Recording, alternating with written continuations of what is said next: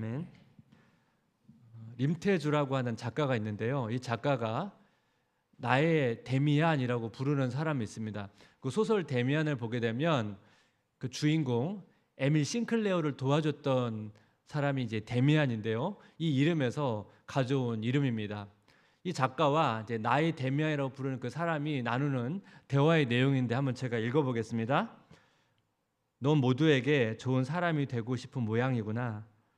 모두에게 좋은 사람이 되면 왜 안 돼? 그건 불가능한 꿈이야. 누군가가 너를 좋아하고 말고는 그 사람들의 자유고 그 사람들의 감정이야. 네가 어떻게 해볼 수가 없는 영역인 거지. 가까이 할지 말지에 대한 선택권은 상대방에게 있어. 상대방이 아니라고 하면 아닌 거야. 관계는 너 혼자만의 것이 아니니까. 그러면 우리가 잘하려고 노력하고 최선을 다하려고 애쓰는 일이 대체 무슨 소용이지? 사람마다 좋아하는 크기가 달라. 친한 느낌과 좋아하는 감정의 농도나 빛깔도 제각기 다르고 또 좋아하는 걸 소유하는 방식도 달라. 자기 안으로 가져와야 안심하는 사람도 있고 원래 있던 곳에 두고 보는 사람도 있고 아마도 내가 생각하는 감정의 색깔이나 원하는 방식이 나와는 다른 것 같다. 너는 내 감정의 흐름을 가만히 들여다볼 필요가 있겠다. 이 데미안이라고 하는 사람이 무슨 이야기를 하냐면 사람마다 좋아함에 대한 생각과 느낌이 다 다르기 때문에 모든 사람으로부터 인정을 받고 사랑받는다는 것은 불가능하기 때문에 이 관계에서 어떤 자유함이 필요하다는 것입니다. 예수님께서도 모든 사람을 사랑하셨지만 자기를 공격하고 있는 이 종교 지도자들이 찾아오면 대화를 나누셨지만 그들에게 찾아가서 그들을 설득하고 그들과 깊은 관계를 맺지는 않으셨습니다. 왜냐하면 예수님은 종교 지도자들의 생각을 다 아셨거든요. 애를 쓴다고 해서 그 관계가 해결된다고 생각하지 않았기 때문입니다. 그러니까 예수님께서는 직접 찾아가서 깊은 관계를 맺었던 제자들이 있었고 이 거리를 두었던 종교 지도자들과 같은 사람들이 있었습니다. 오늘 본문을 보게 되면 사실 다윗과 사울의 관계는 깨졌습니다. 근데 다윗은 사울을 죽일 기회가 있었는데 하나님께서 세우신 이 왕을 죽일 수 없다고 판단을 하고 이 사울과의 관계를 풀어가려고 애를 씁니다. 사무엘상 24장 4절 다윗의 사람들이 이르되 보소서 여호와께서 당신에게 이르시기를 내가 원수를 내 손에 넘기리니 내 생각에 좋은 대로 그에게 행하라 하시더니 이것이 그날이니이다 하니 다윗이 일어나서 사울의 겉옷자락을 가만히 베니라. 사울이 용변을 보기 위해서 동굴로 들어갔거든요. 용변을 보려면 앉아야 되잖아요. 앉으니까 그 긴 옷의 겉옷자락이 땅에 이제 이렇게 퍼지잖아요. 다윗이 가서 그 사울의 겉옷자락을 벤 겁니다. 이 겉옷자락은 보통 옷술이라고 하는데 왕이나 귀족들의 어떤 정체성을 표시하는 것입니다. 다윗은 이 사울과의 관계를 풀기 위해서 이 겉옷자락을 도구로 사용하는 것입니다. 사울이 굴에서 나와서 걸어가는데 다윗이 뒤에서 멀리서 부릅니다. 다윗과 사울과의 이제 대화가 일어나는데요. 이 대화를 보게 되면 이 다윗이 사울과 이 어려운 관계를 어떻게 풀어가는지 그 지혜를 우리가 볼 수가 있는데 간략히 한 3가지 정도를 살펴보겠습니다. 어려운 관계를 풀어가는 지혜 첫 번째는 뭐냐면 상대방을 인정하는 것입니다. 다윗은 이 사울을 인정합니다. 사무엘상 24장 8절 그 후에 다윗도 일어나 굴에서 나가 사울의 뒤에서 외쳐 이르되 내 주 왕이여 하매 사울이 돌아보는지라 다윗이 땅에 엎드려 절하고. 다윗은 지금 억울한 상황입니다. 사울이 자기를 죽이려고 하고 어떻게 보면 굉장히 미운 존재인데 그 사울을 어떻게 부릅니까? 내 주 왕이여. 그리고 땅에 엎드려 경배를 합니다. 다윗은 자기를 공격하는 사울의 존재를 인정합니다. 여러분, 관계를 풀어갈 때 상대방을 인정하는 게 되게 중요합니다. 기분이 나쁘다고 상대방을 무시하거나 깎아내려버리면 여러분 그 관계를 풀 수가 없어요. 그 다음에 어려운 관계를 풀어가는 이제 두 번째는 뭐냐니까 오해를 푸는 것입니다. 다윗은 사울과의 관계 속에서 있는 그 오해를 풀기를 원합니다. 사무엘상 24장 9절 11절 다윗이 사울에게 이르되 보소서 다윗이 왕을 해하려 한다고 하는 사람들의 말을 왕은 어찌하여 들으시나이까. 지금 오해죠. 내 아버지여 보소서, 내 손에 있는 왕의 옷자락을 보소서. 내가 왕을 죽이지 아니하고 겉옷자락만 베었은즉 내 손에 악이나 죄가가 없는 줄을 오늘 아실지니이다. 왕은 내 생명을 찾아 해하려 하시나 나는 왕에게 범죄한 일이 없나이다. 다윗은 자신을 지금 공격하는 사울과의 관계에서 오해를 지금 풀려고 합니다. 그 오해를 풀기 위해서 자신이 뺀 그 겉옷자락을 보여주는 것입니다. 자신은 당신을 해야 할 마음이 없다는 것을요. 다윗은 지금 복수하지 않기로 결심을 하죠. 우리 지난주에 살펴봤던 것처럼 다윗이 사울을 죽이게 되면 사울을 지지하는 지파와 다윗을 지지하는 지파로 나누게 되기도 하고요. 사실 여러분, 다윗이 사울을 죽이게 되면 사울의 후손들이 결과적으로 여러분 다윗의 자손들을 또 복수하려고 하거든요. 지금 세계에 진행되고 있는 수많은 내전들이 왜 여러분 내전이 종결이 안 되냐면 그 복수 때문에요. 그 복수를 해야 되기 때문에 그 내전을 끊고 싶어도 끊을 수가 없는 겁니다. 여러분, 관계를 풀어갈 때 중요한 게 뭐라고요? 서로에 대한 오해를 푸는 것입니다. 어려운 관계를 풀어가는 제 세 번째는 뭐냐면 하나님께 맡기는 거예요. 다윗과 사울의 관계는 되게 힘든 관계 속에 지금 와 있는데 다윗은 이걸 하나님께 맡깁니다. 사무엘상 24장 15절, 그런즉 여호와께서 재판장이 되어 나의 왕 사이에 심판하사 나의 사정을 살펴 억울함을 풀어주시고 나를 왕의 손에서 건지시기를 원하나이다 하니라. 하나님께서 다윗과 사울과 이 관계의 주인이신 것을 인정하는 거예요. 하나님께서 모든 인간관계의 주인이라는 것을 인정하는 것입니다. 그리고 다윗은 하나님께 자기를 구원해 달라고 기도를 하는 것입니다. 이게 정리해 보면 다윗은 사울과의 관계를 풀기 위해서 먼저 상대방을 인정했고, 그 다음에 오해를 풀고, 그리고 이 관계에 있어서 이 모든 것을 하나님께 맡겼다는 거예요. 우리가 보통 관계 안에서 이런 대화들이 잘 될 때가 있고 여러분 잘 되지 않을 때가 여러분 있습니다. 근데 우리가 기본적으로 관계에 어려움이 생기면 관계를 풀려고 여러분 애를 쓰잖아요.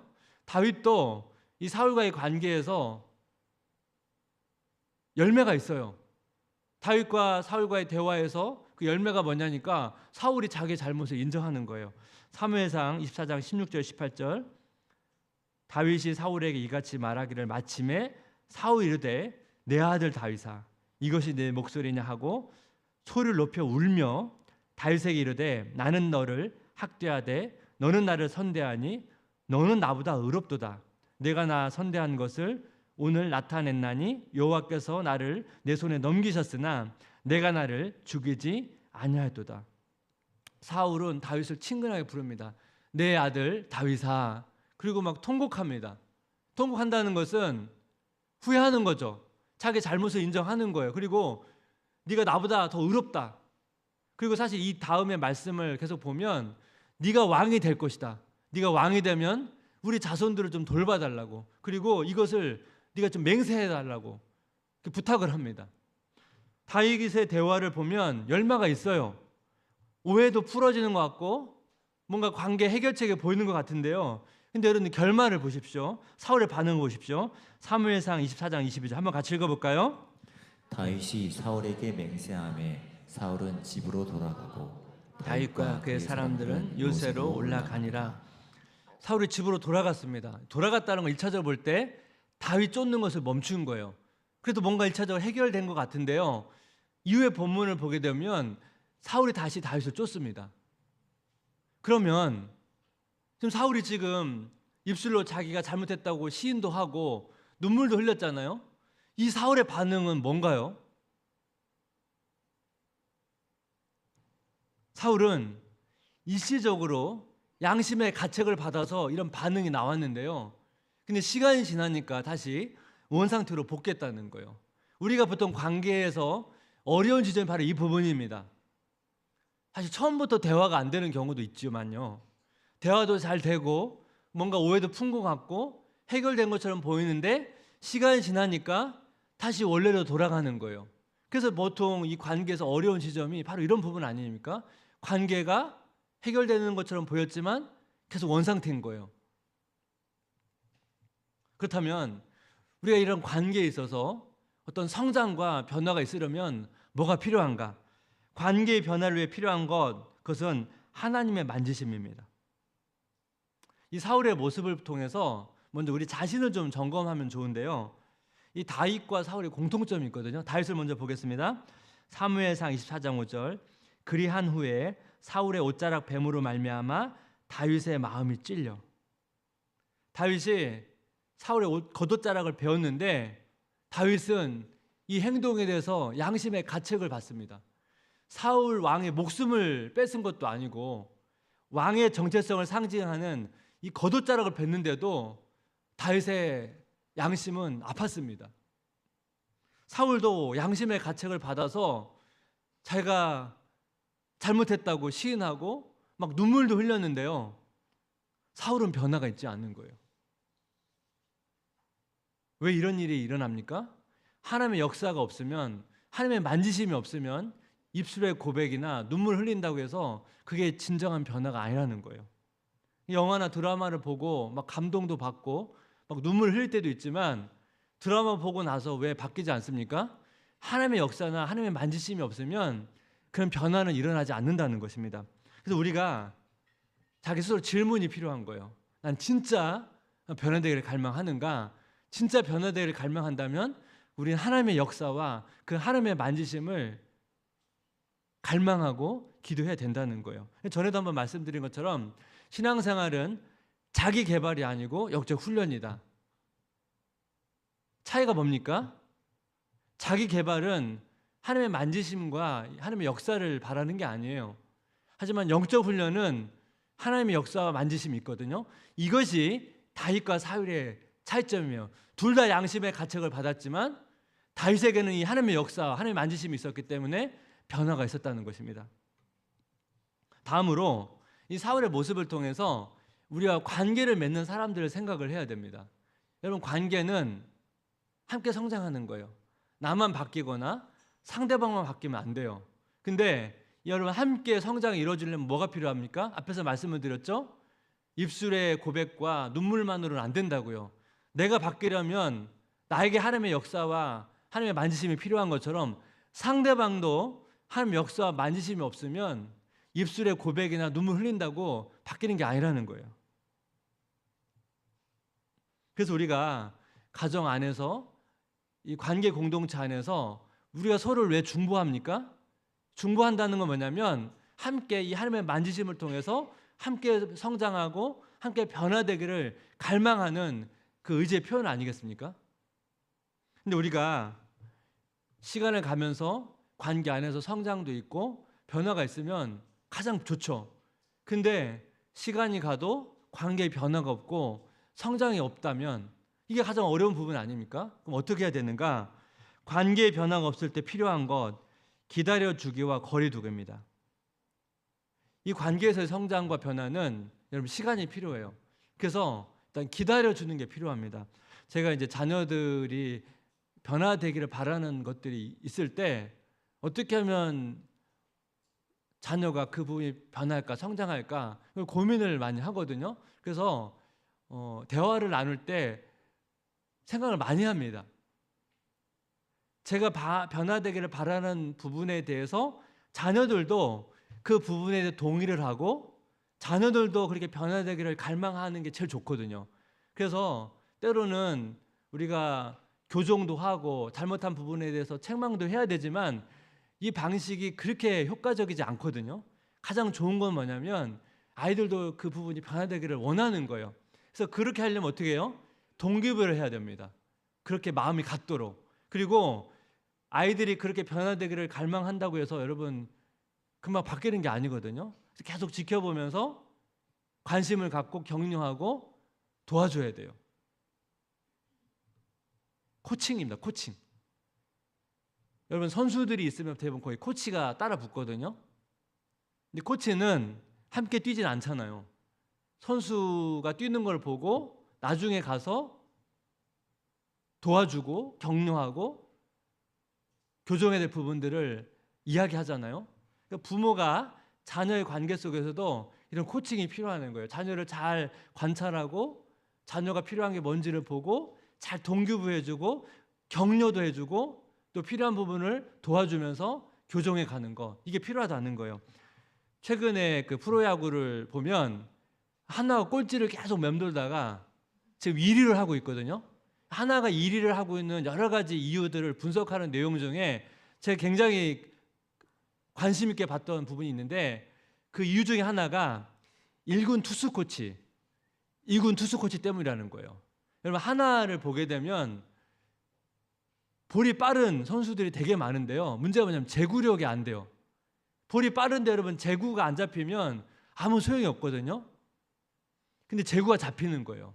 그런데 이 투수 코치들이 선수들을 굉장히 위로하고 격려도 잘하고, 그리고 1대1로 그 투수들의 약한 부분을 잘 교정해 준다는 거예요. 그리고 이게 적중하다 보니까 이 투수들이 이 자신감을 가지고 자신 있게 던지는데, 이게 제구가 되니까 지금 요즘 하나가 이 투수력 때문에 이제 일을 하고 있거든요. 타력은 약한데.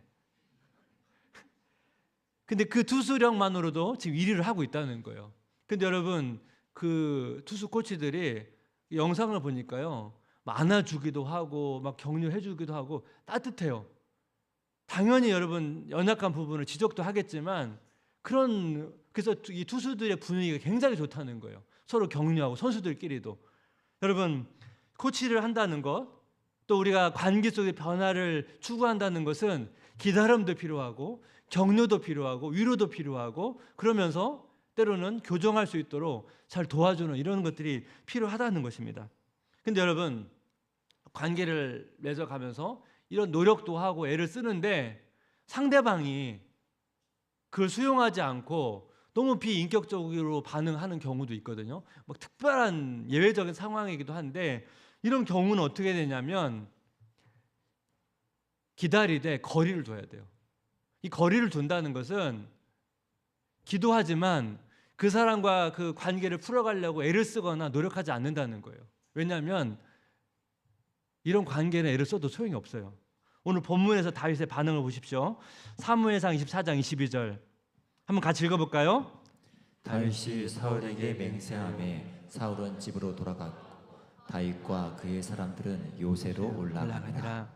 여러분, 다윗이 왜 사울을 향해서 관계를 풀려고 더 적으로 나가지 않습니까? 앞에서 대화를 나눴잖아요. 그리고 사울이 막 입술로 고백하고 눈물도 흘렸잖아요. 다시 왜 적극적으로 더 풀지 않고 돌아갑니까? 사울의 반응을 보고 결정하는 거예요. 사울을 볼 때 그동안 굉장히 충동적인 사람을 알고 있었기 때문에 사울의 말로만으로는 판단할 수 없는 것입니다. 사울이 집으로 돌아가니까 다윗도 집으로 돌아가는 거예요. 사울이 진정으로 네가 왕이 될 것이다 그렇게 확신하고 했다면 이후에 어떤 행동이 있어야 되잖아요. 아무런 행동이 없거든요. 말뿐이거든요. 그러니까 다윗은 사울과의 관계를 더 적극적으로 풀어가려고 애를 쓰지 않는 것입니다. 왜냐하면 사울을 알거든요. 거리를 두는 거죠. 그 게리 토마스라고 하는 분의 고통스러운 관계 떠나기라고 하는 책을 보면, 여기서 이제 독이 되는 사람, 이 인간관계에서 나에게 독이 되는 사람에 대한 정의가 있거든요. 한번 제가 읽어보겠습니다. 독이 되는 사람들은 그저 까다롭기만 한 사람이 아니다. 구제불능도 아니다. 단순히 불쾌한 사람들이 아니다. 독이 되는 사람들은 기본적으로 당신을 무너뜨리고 파괴하는 그런 사람들이다. 그들은 당신의 열정을 꺾고 수치심과 좌절감을 불러일으키는 사람들이다. 다윗에게 사울은 독이 되는 사람입니다. 그래서 다윗은 사울과의 관계에 있어서 거리를 두는 거예요. 앞에서 말씀드렸잖아요. 예수님께서도 이 독이 되는 사람들과의 관계에서는 피하시거나 찾아오더라도 대화를 나누셨지만 더 적극적으로 그 사람과 관계를 맺으려고 애를 쓰지 않았다는 거예요. 여기서 중요한 교훈이 있어요. 우리가 하나님의 무한하신 사랑과 무한하신 인내를 우리가 알다 보니까 우리가 관계 속에서 무한히 사랑해야 되고 무한히 인내해야 되는 생각하다 보니까 나에게 이게 독이 되는 사람과의 관계에서도 그렇게 관계를 맺어가는 사람도 있는데요. 그렇지 않다는 거예요.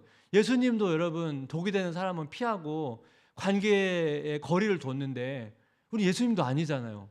그렇게 너무 괴로워하면서 그 관계를 붙잡을 필요가 없다는 거예요. 한 성도님이 있었는데요. 그 성도님이 이제 회사에서 사실 독이 되는 관계에 있었어요. 그래서 제가 나오라고 했거든요. 그 관계가 너무 건강하지 않기 때문에 가스라이팅 당하는 것 같다고 나오라고 했는데 나오긴 나왔는데요. 꽤 한동안 계속 있었어요. 그 책임감 때문에. 아마 글손이라고 하는 자기 어떤 책임감 때문에 남았거든요. 그렇게 할 필요가 없었는데 너무나 그 힘든 관계를 버티고 견디고 왔는데 제가 이제 바라볼 때 너무 마음이 아팠거든요. 여기에 좀 균형이 필요한데 말씀을 좀 마무리하면서 그 상을 받았던 정유삭 감독의 미나리라고 하는 영화가 있는데 여기 사진을 보시면 아마 이 영화를 보신 분이 있을 거예요. 이 영화의 내용이 뭐냐면 한 가정이 미국 캘리포니아에서 아칸소라고 하는 지역으로 이사를 갑니다. 이 남편은 이 시골에 가가지고 큰 농장을 운영해서 이 성공하고 싶은 야망이 있는데요. 이 아내는 이 도시 시골로 가는 걸 좋아하지 않아요. 특히 자녀가 있는데 이 자녀가 심장병이 있어요. 이 심장병이 있으니까 긴급한 상황에는 빨리 병원을 가야 되는데 이 시골에 가게 되면 병원에 갈 때 시간이 많이 걸리잖아요. 불안함이 있는 거예요. 근데 수 사람이 생각이 다른데 어떤 남편의 생각 때문에 이제 시골에 가다 보니까 시골에서 생활하는데 자꾸 갈등이 생겨요. 자꾸 갈등이 생겨요. 이 부부가 이제 농장을 운영하려고 돈을 벌려고 이제 병아리 간별사가 되거든요. 그러니까 아이를 돌볼 수가 없잖아요. 그래서 이 아내의 엄마가 이제 여기 합류하게 되는데요. 계속 이제 갈등도 생기고 막 농장을 운영하는데 잘 안 돼요. 시행착오도 많고. 근데 나중에 이제 농장을 잘 운영해서 점점 잘 되어가고 있는데 이 아내의 어머니가 실수로 불을 내 가지고 모든 걸 다 이제 날려버립니다. 이 모든 걸 다 이렇고 나서 이 부부의 갈등이 사라지고 서로를 격려하고 그 위로를 해주거든요. 그 영화 중에 그 아내 어머니가 그 근처에 미나리를 심는데 이게 유명한 대사입니다. 이 영화에서 미나리는 어디 있어도 잘 자란다고. 이게 유명한 대사거든요. 미나리는 실제로 어디서나 잘 자라고요. 미나리는 요리를 할 때 어떤 요리에도 잘 어울리는 재료라는 거예요. 우리가 이 영화에서처럼 미나리처럼 어디에서도 잘 자라고 어떤 관계도 잘 어울리려면 어떻게 해야 됩니까? 이 영화에서 보여주는 것처럼 자기 의의를 내려놔야 돼요. 자기 의의를 내려놓지 않으면 우리가 모든 관계에서 어울리기가 쉽지 않아요. 근데 여러분 자기 의의라는 게 그냥 내려놓고 싶다고 내려지는 겁니까?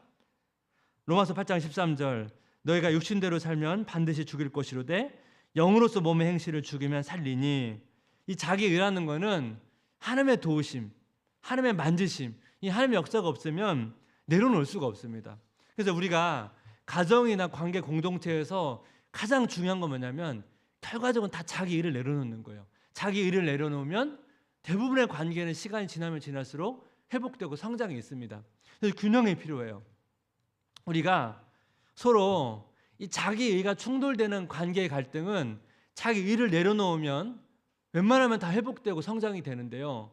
이 독이 되는 관계에서는 이 자기 의의를 내려놓는다고 이 관계 회복되지 않습니다.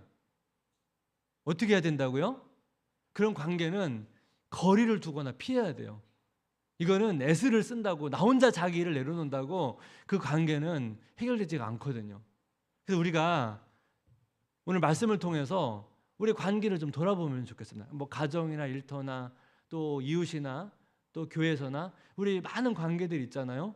혹시 관계가 너무 힘드신 분들은 한번 생각해 보십시오. 나는 왜 관계가 힘든가? 그리고 이 관계를 통해서 오늘 다윗을 통해 보여주고 있는 말씀들을 생각하면서 이 관계에서의 성장과 이 관계에서의 그 자유함들을 맛보시기를 주님의 이름으로 축복합니다. 이 시간에 성찬식을 거행하도록 하겠습니다. 성찬식을 진행하는 동안에 예수님의 살과 피를 상징하는 떡과 포도주를 먹고 마심을 통해서 우리와 먼저 관계를 맺어주신 그 예수님의 사랑과 은혜를 좀 느끼시는 시간이 되면 좋겠습니다. 우리 성찬식을 위해서 함께 기도하겠습니다. 하나님 아버지, 우리가 여러 관계를 맺으며 살아가고 있습니다. 그 관계를 통해서 때로는 힘을 얻기도 하고 위로를 얻기도 하지만 또 어떤 관계에서는 너무나 아픔과 고통을 겪기도 합니다. 모든 관계의 주인이신 우리가 하나님을 의지하고 또 하나님을 통해서 힘을 얻고 은혜를 얻어서 또 우리가 맺고 있는 그 관계를 통해서 그 관계를 또 회복하고 세워가기를 원하오니 하나님 이 시간 우리와 함께 하셔서 우리 마음을 만져주시고 우리 마음을 회복시켜 주시기를 원합니다. 예수님의 이름으로 기도드립니다. 아멘. 성찬식은 주님께서 제정하신 성례입니다. 이제 분명하는 시간을 가질 텐데요. 고린도전서 11장 23절 24절 내가 너희에게 전한 것은 주께 받은 것이니 곧 주 예수께서 잡히시던 밤에 떡을 가지사 축사하시고 떼어 이르시되 이것은 너희를 위하는 내 몸이니 이것을 행하여 나를 기념하라 하시고, 주님의 살을 상징하는 이 떡을 받으시고 먼저 드시지 마시고 함께 좀 묵상하고 기도하신 후에 우리가 함께 먹으면 좋겠습니다. 이 성찬은 세례와 입교를 받으신 분들만 참여하실 수가 있고요. 세례와 입교를 받지 않으신 분들은 또 묵상과 기도하시면서 하나님의 은혜를 누리시면 좋겠습니다. 제가 분명하는 동안 우리 진무아 지사님의 피아노 연주를 들으시면서 묵상하는 시간을 갖도록 하겠습니다.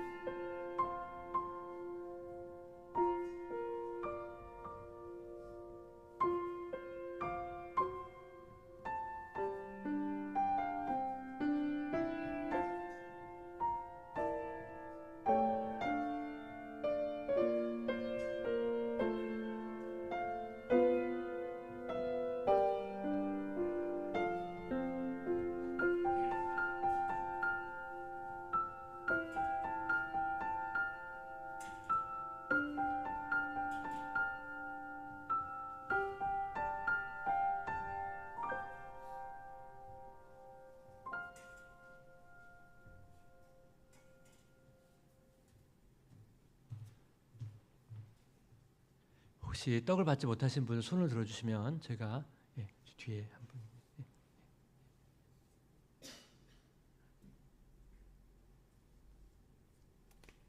손을 들어주시면 도와드리겠습니다.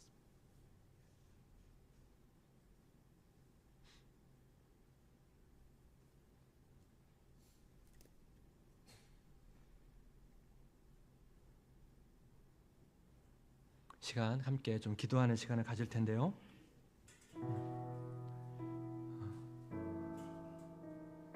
우리의 관계는 두 가지가 있습니다. 하나는 예수님과의 관계, 하나님과의 관계, 또 사람과의 관계인데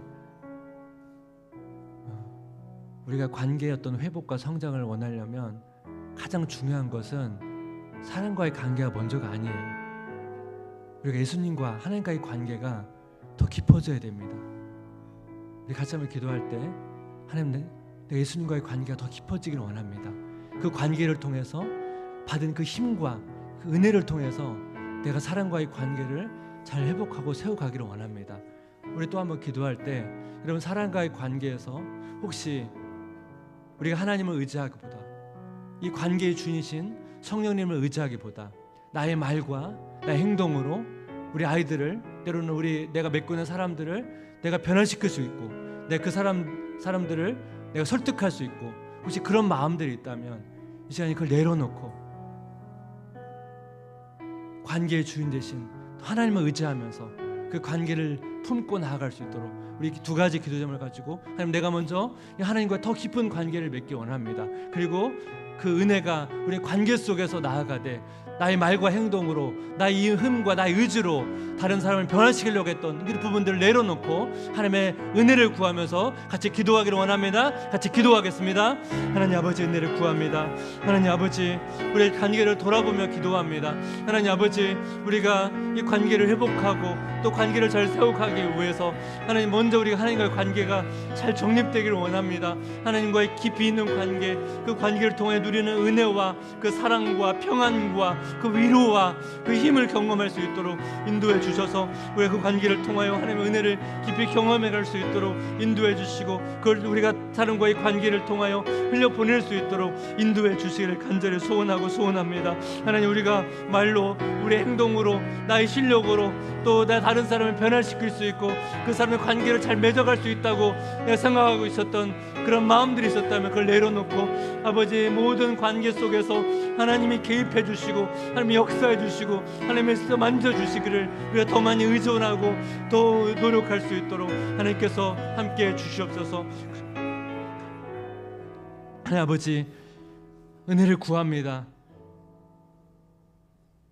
우리가 관계를 맺고 살아갈 수밖에 없는 존재이지만 우리가 먼저 하나님과의 관계를 살피며 우리가 점점 하나님과의 관계가 깊어지고 그 관계를 통해서 또 힘을 얻고 은혜를 얻고 위로를 얻어서 우리가 맺고 있는 관계를 통해 그 은혜를 흘려보내고 있는지를 돌아봅니다. 하나님과의 관계가 깊어지지 않고는 우리가 사람과의 관계를 회복하고 세워갈 수 없사오니 우리에게 그 은혜 허락해 주시길 원합니다. 우리가 사람과의 관계 속에서 하나님, 우리가 나의 말로, 나의 행동으로 그 사람을 변화시키고 그 사람의 관계를 잘 맺어갈 수 있다고 생각했던 그 마음들을 내려놓고 하나님의 역사와 성령님의 앉으심이 없이는 결코 한 사람의 마음도 변화시킬 수 없다는 걸 깨닫고 더 많이 기도하고 중보하며 우리가 관계를 세워갈 수 있도록 은혜 베풀어 주옵소서. 성도님 가운데 하나님이 함께해 주셔서 이 은혜와 이 회복과 이 치유가 일어날 수 있도록 주님께서 간섭해 주옵소서. 예수님의 이름으로 기도드립니다. 아멘. 예수님의 살에 찢기신 것처럼 우리가 상징적으로 떡을 반으로 쪼개서 나누어 드시겠습니다.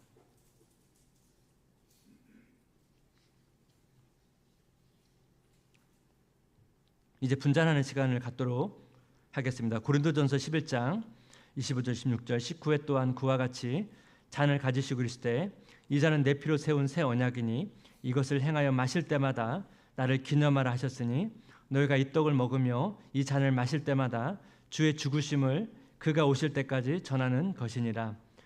주님이 십자가에 설리신 그 보혈을 생각하시면서 또 이 잔을 받으시고 먼저 드시지 마시고 또 묵상하고 기도하신 후에 우리가 함께 마시도록 하겠습니다. 또 분잔할 때도 진모아 지사님의 피아노 연주를 들으시면서 또 묵상하는 시간을 갖겠습니다.